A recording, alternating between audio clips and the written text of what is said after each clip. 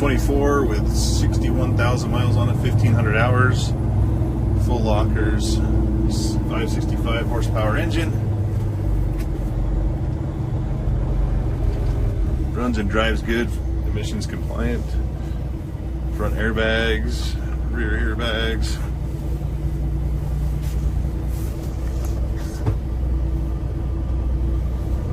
Reverse works.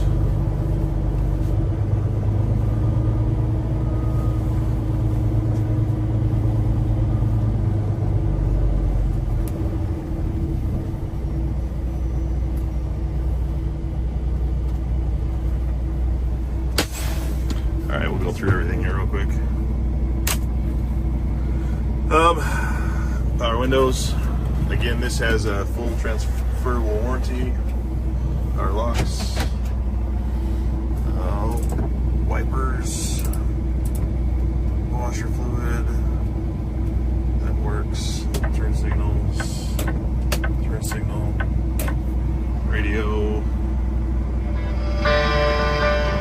Works. Heater's on right now.